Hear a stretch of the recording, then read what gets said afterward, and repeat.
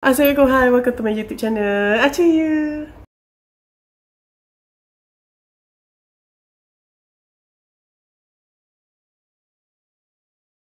Okay, back balik pada waktu Eddie ni dia tengah duk tengok apa ni details pasal kes ni. Lepas tu dia jumpa ada satu file ni, file voice note. Voice note ni adalah voice note Robert ni dia call 911. Emergency call. Okay, dalam call tu dia Robert ni dia cakap lah tolong hantar polis ambulans ke apa ke, aku jumpa mayat bini aku ni. Mayat bini aku dengan security guard aku dekat atas katil. Lepas tu macam biasalah 911 dia akan tanya hang dekat mana, dekat rumah ke, dekat apa ke. Lepas tu dia cakap lah, oh aku dekat rumah. Lepas tu ada siapa-siapa tak dengan hang? Dia kata tak ada. Memang suara Robert tu memang suara macam orang gelabah atau orang yang takut, terkejut. Memang seorang yang macam orang nervous. Lepas saja call tu, kira macam dalam 10 ke 20 minit macam tu, polis sampai dekat rumah Robert. And then polis sampai, and then Robert pun bagi polis masuk dan tengok mayat tu. Dan lepas tu barulah macam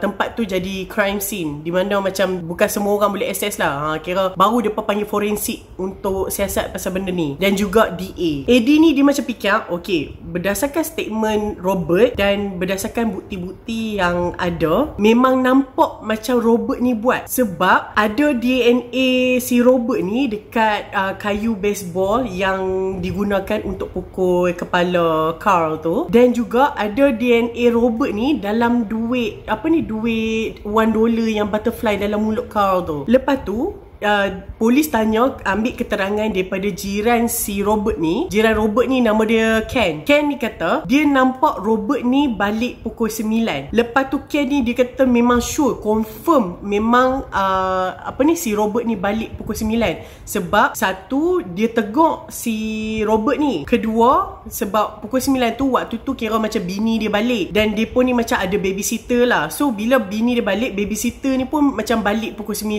macam tu. Dan bila mereka ambil keterangan babysitter tu pun, babysitter tu cakap ya betul, dia keluar daripada rumah mereka ni pukul 9. Jadi daripada situ, daripada video yang Eddie ni tengok, video yang Robert ni balik pukul 9 malam, lepas tu dapat panggilan call daripada 911 dan polis datang rumah mereka tu pukul 12 malam. Kira berjam jugalah. So macam nampak memang Robert ni adalah suspek utama. Lepas tu video CCTV kata depan rumah depa tu memang ada satu footage dia, ada satu video je di mana Robert ni balik rumah pukul 9. Tak ada CCTV, tak ada video lain yang kata dia balik pukul 12. Mengikut statement Robert ni dia kata dia balik pukul 12. Jadi berdasarkan bukti-bukti ni memang mengatakan si Robert ni memang nampaklah dia ni bersalah. Tapi yang membuatkan ada kesangsian daripada Eddie ni adalah kenapa Robert, okey lah kalau sebagai seorang pembunuh, kalau betul lah Robert ni pembunuh dia pukul security guard dia dengan kayu baseball tu. Dan kenapa kayu baseball tu ada di sebelah katil? And plus, kenapa si Robert ni pergi letak yang $1 bill tu bentuk butterfly tu dalam mulut Carl? Seolah-olah macam nak bagi tahu dia ni pembunuh. Kenapa nak susah-susah? Kalau lah betul dia ni pembunuh, kenapa nak susah-susah macam nak buat benda-benda macam tu? Just mengaku je lah, okay, aku bunuh bini aku bunuh security guard lah. Jadi Eddie ni dia macam pelik kes ni. Dia macam lagi pening kepala, tahu tak? Lepas tu Robert ni pula baju dia ada darah si bini dia Ariella tu.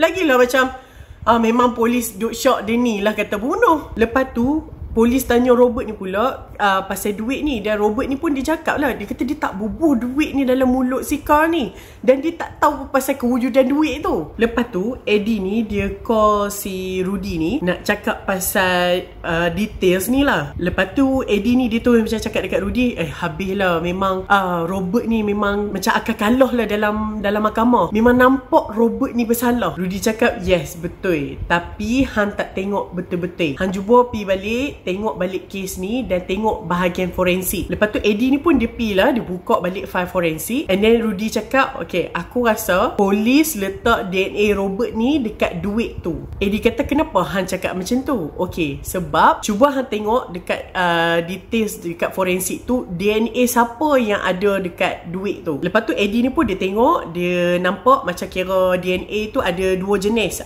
Kira dua jenis tu ditanda Mark A and Mark B. DNA 1, DNA 2 lah senang cerita. Okay, DNA pertama, DNA Robert Solomon. DNA kedua, dia tulis nama seorang lelaki, nama dia Richard Pena. Lepas tu AD ni dia macam pelik. Kalau ni duit tau, so mustahil kalau duit ada DNA 2 orang saja. Sebab yelah duit ni kan dia pergi merata. So tak mungkin ada 2 orang jenis DNA sahaja. Mesti akan ada 20 orang, 30 orang. Jadi kenapa ada 2 orang je? Rudy cakap, yes, betul. Dan Richard Pena ni bila disiasat balik, dia ni merupakan seorang serial killer pada tahun 90-an macam tu lah. Kira dia ni seorang serial killer yang famous pada waktu tu sebab dia ni bunuh 4 orang perempuan. Dan Richard Pena ni kira ditangkap lah. Lepas tu Eddie ni tu macam dia tanya Rudy kan, so kenapa hang rasa macam DNA macam polis yang letak DNA Robert ni dekat duit tu? Lepas tu Rudy kata, aku rasa duit ni macam kira dia punya keadaan dia macam dia dah tercemar. Duit tu dah dicemari oleh polis. Jadi macam bila dah dicemari, so polis nak macam senangkan kerja, dia pergi letak DNA Robert ni. Lepas tu Rudy kata, okay, hang pergi tengok balik gambar duit tu dan hang tengok tarikh yang dia diprintkan, tahun yang dia diprintkan. Lepas tu Eddie tengok, dia kata tahun 2013. Lepas tu Eddie kata, mungkinlah dia ni yang nak aniaya Robert ni, dia ni lah kot yang bunuh si Ariella ni. Lepas tu Rudy kata, tak, Richard Pena ni, dia ni famous pada tahun 90-an dan dia ni ditangkap. Bila dia ditangkap, so dia ni dijatuhi, didapati bersalah lah, dan dijatuhi hukuman mati pada tahun 2001. So dia ni mati pada tahun 2001. Duit tu diprintkan tahun 2013. And then Eddie terus macam faham situasi tu. Dia macam, okay, so macam mana DNA Richard Pena ni ada dekat duit ni? Dia dah mati 2001 tapi duit ni diprintkan 2013. So 12 tahun kemudian tiba-tiba DNA dia ada dekat sini. Pelik lah. Eddie macam, sudah, macam mana ni? And then Eddie ni dia baru nampak apa yang Rudy ni nak sampaikan. So Eddie ni pun dia kata lah, betul lah, aku rasa memang polis macam aniaya si Robert ni. Yelah sebab mungkin DNA Richard Pena ni ada dalam lab depa ni, lab forensik depa ni, dan mungkin sebab tu lah DNA Richard Pena ni ada dekat situ. Tapi Eddie ni dia macam tak puas hati. Tapi yang peliknya, duit ni macam dilipat menjadi butterfly, macam seolah-olah macam dia, benda tu ada simbolik tau. Macam dia ada macam nak sampaikan satu mesej. Kalaulah polis yang letakkan duit tu dekat dalam mulut Carl ni, kenapa mereka ni bersusah payah lipat macam nak jadikan dia butterfly? Macam boleh je lipat jadikan petok macam tu pun dah cukup dah. Dan kenapa dia pun nak macam nak letakkan DNA sampai macam tu sekali? Boleh je dia pun letakkan DNA macam dekat badan ke, letak rambut ke, macam kenapa bersusah payah macam tu? Lepas tu Richard Pena ni, dia ni kira dijatuhi hukuman dekat macam negeri lain tau. So macam mana Richard Pena ni punya DNA ada dekat ni, tempat duduk depa ni, dekat bandar depa ni? Macam pelik sangat. Rudy kata yang tu yang kita nak find out, yang tu yang kita nak siasat. So sebab tu aku perlukan hang untuk cari bukti ni. Lepas tu Eddie ni dia macam fikir juga, okay, polis kalau lah macam dia nak aniaya si Robert ni, kenapa lah macam Acik kata tadi lah, kenapa dia pun bersusah payah, sedangkan dekat CCTV dah memang jelas nampak Robert ni balik pukul 9, tapi dia kata dia balik pukul 12. Dan benda ni, testimoni ni dah dibuktikan oleh jiran dia sendiri juga, yang kata memang dia pernah nampak Robert ni balik pukul 9. So kenapa dia pun nak bersusah payah macam nak planted, nak macam letakkan DNA si Robert ni dekat duit ni dan disumbatkan pula dalam mulut. Dan selalunya polis ni dia akan mess up dengan DNA ni bila dia rasa macam okay, memang dia pun confirm kata dia ni memang pembunuh. Tapi macam dalam kes ni nampak Robert ni macam dia nampak macam banyak benda yang tak kena tau.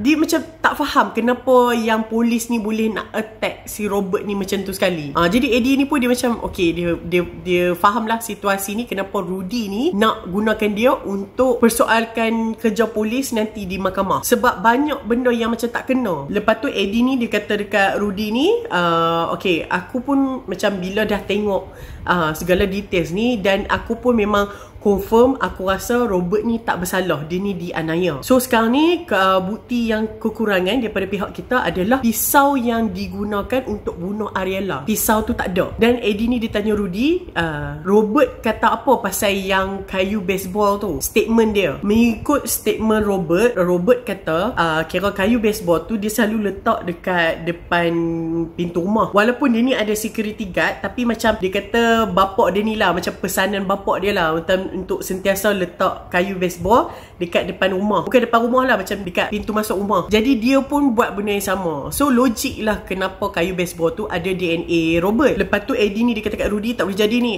aku akan mulakan siasatan aku sendiri. Aku akan siasat benda ni sendiri. And then Rudy ni pun cakap, okay, aku pun dah masukkan duit dekat hang nak siasat ke, hang nak buat apa ke, ikut suka hati hang. So esok aku akan buat pemilihan juri, and then hang teruskanlah siasatan hang dan cari bukti untuk kuatkan kita punya kes ni di mahkamah. So nanti kita bincang lagi esok.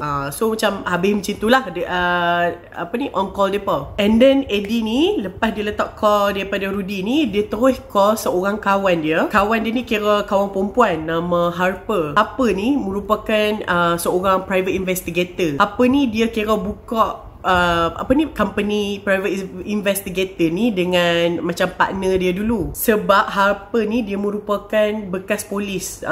So dia dengan partner dia kira keluar, berhenti jadi polis, dia pun buka company sendiri jadi private investigator. So Eddie ni dia call Harper ni. Call Harper, lepas tu Harper ni angkat lah macam, oi hang, dah lamanya tak call aku, hang nak apa? So Eddie ni pun macam, sorry lah aku lama tak call hang, aku pun busy. Weh, aku nak minta tolong hang ni, kira macam nak siasat satu benda ni. Aku ni merupakan lawyer defense team dalam kes Robert Solomon ni. Jadi aku nak cari bukti yang mengatakan polis ni menganiaya si Robert ni dari segi DNA, dari segi bukti-bukti, kira macam dah mencemarkan bukti yang ada. Lepas tu Harper ni dia gelak tau, macam yelah tu, apa cerita weh. Lepas tu Eddie ni macam, aku serius ni, memang aku handle case Robert Solomon. Lepas tu Harper ni dia macam terdiam tau. Lepas tu Harper ni macam, hang serius kau? Wish, ambil betul ambil case besar ni. Eddie cakap, yes, aku ambil case ni, dan aku pun dah jumpa dengan Robert ni, dan aku dengan tim aku semua rasa Robert ni tak bersalah. Jadi aku nak minta tolong hang untuk tolong aku cari bukti yang mengatakan polis dah aniaya Robert ni. And then Harper ni dia kata, weh, aku tengok kes ni, aku baca dalam newspaper, aku tengok TV apa semua,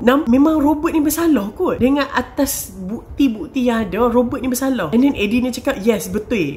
Macam bukti yang kami ada pun macam tak cukup kuat untuk membuktikan Robert ni bersalah. Tapi kami ni memang rasa Robert ni tidak bersalah. Jadi sebab tu aku nak minta tolong hang. Jadi Robert ni pun dah meyakinkan kami kata dia ni tak bersalah. So kami ni, kerja kami sekarang ni adalah untuk meyakinkan kata dia ni pun tak bersalah juga. Jadi kerja kami sekarang ni adalah untuk mencari bukti, untuk bagi tahu semua orang kata Robert ni memang tak bersalah. Bila kes ni dia dah habis settlekan mayat si potential juri tu, so kes ni pun dia baliklah ke apartment yang laki yang dia menyamak tu, yang dia bunuh dekat dalam bathtub tu. So dia balik sebab dia nak ubat dia punya kaki lah. And then bila dia cabut pisau tu dan dia tengok, nasib baik tak kena macam arteris yang utama. Jadi dia macam merawat sikit je lah, tapi darah still tak berhenti keluar. So ni dia macam nak stopkan darah tu keluar. Jadi dia kata, tak boleh jadi ni, sebab esok dia nak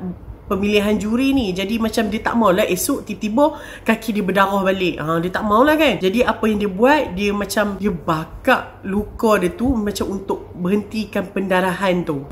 Sebab K ni kan dia tak dapat rasa sakit. Jadi kalau buat benda-benda macam tu macam biasa je lah bagi dia. Tapi dia still rasa macam ada satu perasaan yang macam goosebump tau. Macam bulu roma naik. Dan dia suka dengan benda tu. Yelah, memandangkan dia ni tak pernah rasa sakit, tak pernah rasa apa-apa sin dia daripada kecil.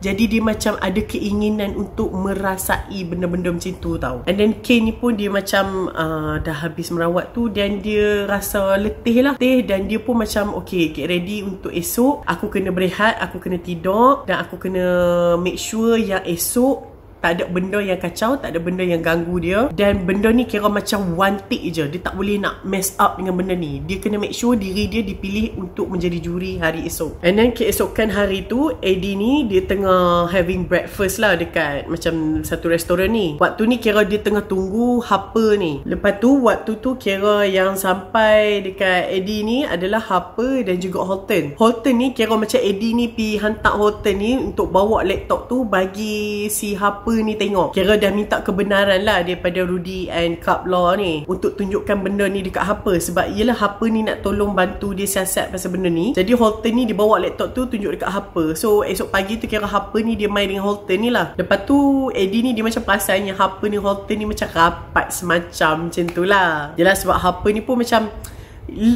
cute lah, perempuan cantik. Lepas tu Harper dengan Holton ni macam dua-dua orang daripada bekas polis. Jadi macam ada persamaan lah mereka ni kononnya. Lepas tu sampai-sampai tu kira Harper ni dia terus tanya si Eddie ni lah. Dia kata hang dah minta kebenaran belum dekat DA untuk lawatan kita. Lepas tu Eddie kata aku dah minta kebenaran dekat DA dah pun. Memang mereka pun tahu kata kita akan pergi waktu tengah hari nanti. DA ni macam Aisyah kata sebelum ni, mereka ni merupakan district attorney. District attorney ni merupakan lawyer yang di-hire oleh negeri di bahagian state untuk mewakili negeri tu sebagai lawyer untuk macam apa, lawan defender lah, lawan orang yang bersalah. District attorney. So that's why district attorney ni kira macam kalau berlaku kes-kes pembunuhan dekat bandar tu, so district attorney ni antara orang yang penting lah untuk sampai di lokasi pembunuhan. Sebab dia nak make sure kata apa ni tempat tu tak dicemari oleh pembunuh tu sendiri. Dan juga dia kena tengok dulu untuk dia collect bukti dia dulu. Macam itulah mengikut kefahaman Archer. Jadi memandangkan tempat yang dia nak pergi ni merupakan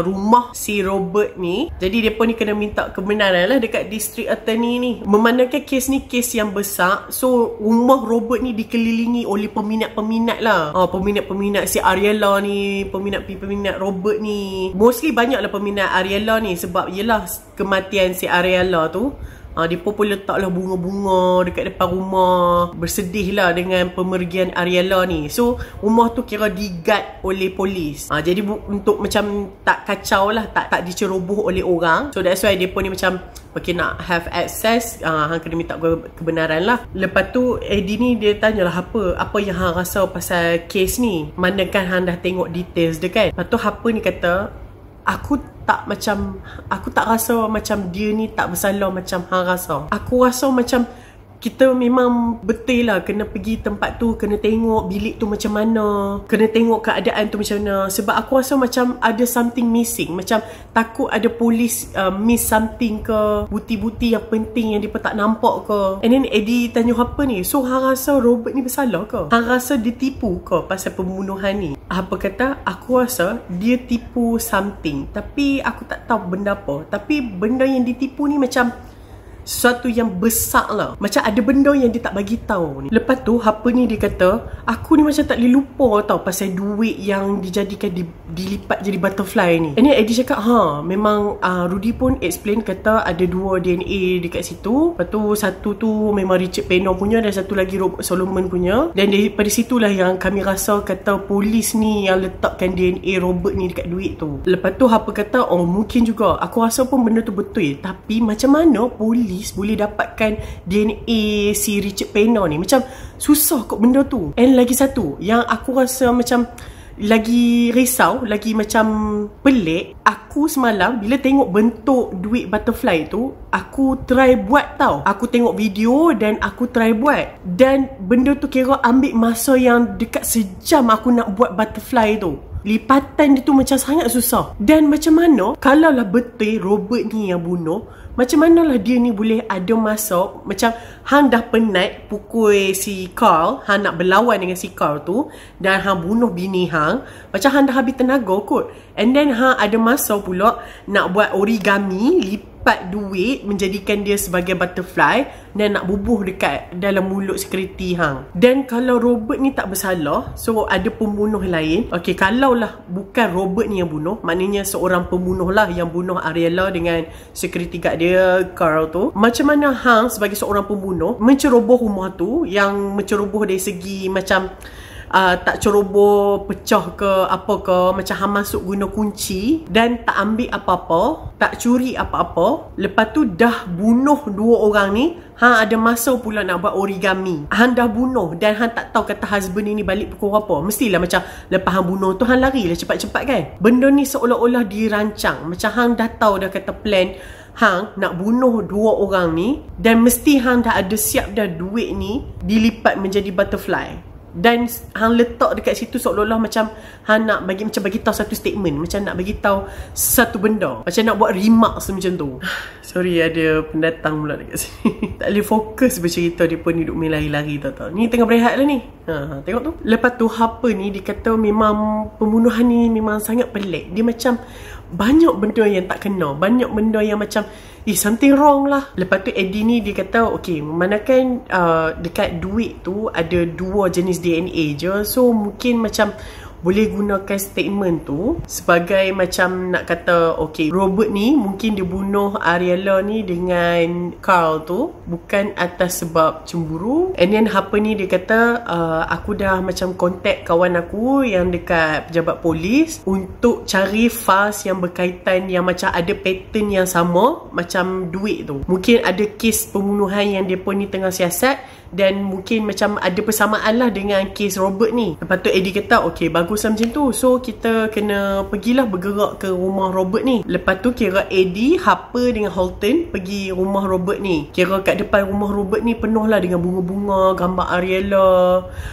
ada bear, macam orang say goodbye lah, ada orang menyalakan lilin. Lepas tu ramai lah dekat depan rumah dia ni, macam ada signboard kata apa ni, macam we love you Ariella, macam tu lah. Tapi tak ada pun yang macam penyokong-penyokong Robert ni. Semua penyokong-penyokong Ariella. So kira kawasan rumah tu kira dah ditakekan oleh take polis tu dan dijaga oleh polis lah. So bila mereka 3 orang ni masuk, kira macam ramai-ramai lah, semua pakat duk tengok lah, wih mereka ni siapa kan, kenapa mereka ni masuk apa semua. Tapi mereka ni macam tak boleh announce lah mereka ni siapa kan. Kalau lah macam orang tahu kata mereka ni Robert punya orang, mesti macam akan jadi riot lah. So mereka pun masuk. Pada pagi yang sama, kira Kane ni dia mandi, dia bersiap dan dia bermakeup tau. Dia bermakeup untuk bagi rupa dia ni nampak macam orang yang dia bunuh tu. Dan dia pun pakailah laki tu punya baju, seluar, segala bagai. Dan dia ni pun pergilah dekat pejabat mahkamah dan beratok untuk pemilihan juri. Kira dalam pemilihan juri ni dia pun pilih ramai tau. Kira yang dia panggil tu dalam 60-70 orang. Tapi dalam mahkamah dia pun nak pilih macam dalam 20 orang macam tu je. Jadi bila dia sampai tu, dia kena beratok, daftarkan diri, dan mereka ni kira macam diiringi oleh kira macam lawyer ataupun orang kata apa macam ketua juri lah. Ketua juri ni dia bukan part of the jury tu, dia ni kira ketua juri yang macam dia handle juri-juri ni, kira dia handle proses pemilihan ni lah. Lepas tu kira macam beramai-ramai ni, mereka ni diletakkan dalam satu bilik conference dan mereka ni dibagi macam 2 kertas soalan, questionnaire lah. Dan dalam questionnaire tu kira macam mereka ni kena jawab soalan-soalan ni. Macam soalan-soalan ni kira macam ada juga bunyi yang macam bunyi pelik sikit. Soalan-soalan ni tujuan dia adalah untuk macam tengok hang ni juri jenis apa. Dan jawapan-jawapan hang tu macam nak tengok yang sama ada hang ni bias ataupun tidak. Jadi Kane ni dia dah practice benda ni banyak kali. Dia dah tahu dah apa yang nak dijawab. Jadi dia macam mudah lah untuk dia jawab kan. Dia dah tahu dah apa yang dia pun ni nak. Dan waktu tengah macam beramai-ramai duk jawab questionnaire tu, lepas tu dekat kira macam ada satu screen lah, ada satu TV dekat bilik conference tu. Kira macam ketua juri tu kata okay, kami ada nak tunjukkan satu video, macam ada tunjuk peraturan lah, peraturan untuk memilih juri dan apa yang hang kena buat, dan bila hang dipilih jadi juri, apa tanggungjawab hang. Kira macam bila hang jadi juri tu, hang tak boleh baca newspaper, hang tak boleh ada access dekat internet, hang tak boleh call, hang tak boleh cerita dekat siapa-siapa pun kata hang ni adalah juri dalam kes pembunuhan. Memang hang tak boleh cerita kat siapa-siapa pun. Jika ada macam peraturan ni dilanggar, kira pemilihan juri ni akan dipilih daripada A balik, macam dia start balik, kira macam kena rombak balik semua. Dan pemilihan juri ni depa ni dibayar, diberi makan semuanya lah. Waktu dia tayang video ni, so Kane ni pun dia macam perasan ketua juri ni dia macam perhatikan semua orang tau. Sebab waktu tu ada yang dengar, ada yang tak, ada yang tengok video tu, ada yang macam tengok lepas tu macam bersembang, ada yang macam dia fokus, ada yang tak fokus. Kane dia perasan tau benda tu. Mungkin dia macam perasan, dia kata mungkin ketua juri ni dia nak tengok sama ada hang ni macam care ataupun tidak. Macam hang ada dekat sini atas dasar tanggungjawab hang sebagai macam juri ataupun hang macam ada dekat tempat ni adalah atas untuk sonok-sonok. Yelah sebab kes pembunuhan artis, siapa tak mau kan jadi juri kan. Lepas tu K ni pun dia macam berlakon lah, dia macam buat macam dia tengah tengok apa semua kan. Lepas tu dia tengah tengok tu, sambil tu dia tengah tengok ketua juri ni kan. Lepas tu dia perasan ketua juri ni tengok dia balik. Lepas tu K ni dia perasan ada macam seorang lelaki ni tua, botak, macam gemuk-gemuk sikit, pakai suit macam suit yang apa ni, nude colour, macam tengah tengok depa-depa ni tau. And then K ni dia tahu yang tu siapa. Dia macam lelaki ni mesti dia nak tengok sebab dia nak tengok juri jenis apa yang patut depa pilih. Macam depa ni diperhatikan lah. Dan lelaki tu adalah dia ni kira macam consultant juri yang di hire oleh Cup Law. Macam kononnya macam Cup Law ni hire dia untuk macam juri mana yang sesuai untuk kita ambil. Dia ni lah yang akan consult. Jadi K ni dia memang berlakon habis lah. Macam dia tunjuk yang dia ni kan, dia tengok video, dia jawab soalan, dia macam buat macam benda ni normal. Padahal K ni dia macam ada juga dia risau, takut macam plan dia ni tak jadi tau. Dia pun dah macam rimah dengan diri dia, dia pun rimah dengan makeup yang dia pakai. Dia pakai makeup nak nampakkan rupa orang tu, so makeup yang dia pakai tu kira tebal lah. And then dia gemukkan diri dia, macam banyak benda lah yang dia macam tak selesa dengan diri dia. Tapi sebab dia nak settlekan mission ni, so dia macam act normal je. Lepas tu adalah pegawai, siapa yang dah sudah jawab questionnaire sila letakkan dekat box ni. Dan video dekat TV tu pun dah habis. Nanti tunggu arahan bila hampa dah masuk untuk pemilihan juri. Kepada siapa yang tak dapat, hampa jangan balik dulu. Hampa main dulu dekat conference room ni. Bila dah settle semua, barulah semua boleh balik. Lepas tu kira macam nak pilih juri ni, dia pun ni dipanggil by group lah. Dan group yang K ni ada adalah macam panggilan yang seterusnya. Macam dia pun ni dah kena beratuk lah untuk masuk ke bilik courtroom, bilik mahkamah, untuk macam dipilih lah menjadi juri. Bila K ni dia beratuk macam untuk masuk ke bilik pejabat mahkamah tu, bilik perbicaraan, dan adalah perempuan dan lelaki dekat sebelah kiri kanan dia tu. Macam dia pun ni duduk lah dekat tempat juri tu. Dia pun ni kira macam duduk dekat tempat yang orang awam duduk tu. Yang bila dekat mahkamah yang ada orang awam duduk, dia pun duduk dekat situ. Dan K ni dia nampak lah ada beberapa orang yang dah dipilih untuk menjadi juri. Kira macam dah ada orang lah duduk dekat tempat juri tu. Dan waktu tu kira K ni dia nampak lah, ni dia prosecutor. Dia dah tahu dah siapa prosecutor ni. And dia nampak lah kira Cup Law punya team. Dan dia nampak Robert Solomon. Dan kira waktu tu memang dia rasa jugalah nervous tu. Dia macam takut sangat yang dia ni tak dapat. Dia macam yelah ni one shot je. Lagi kalau dia fail macam habis lah kan. Jadi dia macam relax, tarik nafas. Dia pun macam relaxkan mental dia, relaxkan fizikal dia. Lepas tu dia perasan lelaki yang jadi hakim tu adalah lelaki yang bersama-sama dengan Eddie Flynn waktu malam yang dia nak serang Eddie ni, yang dia nak curi laptop tu. Kan Harry yang panggil si Eddie ni kan. So dia perasan macam, oh my god, hakim ni yang ada waktu malam yang dia nak serang Eddie ni. So dia takut, kira macam takut yang Harry ni nampak dia kenal dia, charm dia tau. Jadi dia macam bukanlah cover line. Dia macam dia relax je. Dia jangan gelabah. Satgi kalau macam hakim ke atau siapa-siapa perasan kata dia ni gelabah, macam habis plan dia. So dia macam relax. Macam satgi dia tengok tempat lain, satgi dia tunduk, macam tak nak bagi orang nampak the real wajah dia. Walaupun dia ni macam tengah menyamak, pakai makeup semua, tapi jelah takut jugalah in case kalau kantoi kan. Kira waktu tu one by one lah calon-calon ni ditanyakan soalan oleh tim defense dan tim prosecutor. Ada yang dibuang dan ada yang dapat jadi juri. Kira bayangkan ramai kan nak pilih tu. Dia pun ni nak pilih dalam macam 20 orang macam tu je. Duk pilih. Kira macam dah 10 orang dah dipilih untuk duduk kat tempat juri. So sekarang ni kira macam ada 2 seat je lagi. Satu seat juri, satu lagi seat juri alternate. Saya cik explain dua maksud ni lah, apa beza dua ni. Lepas tu hakim dia kata prosecutor ada apa-apa soalan tak untuk next juri. And then prosecutor pun kata ada. And then dia tanyalah soalan.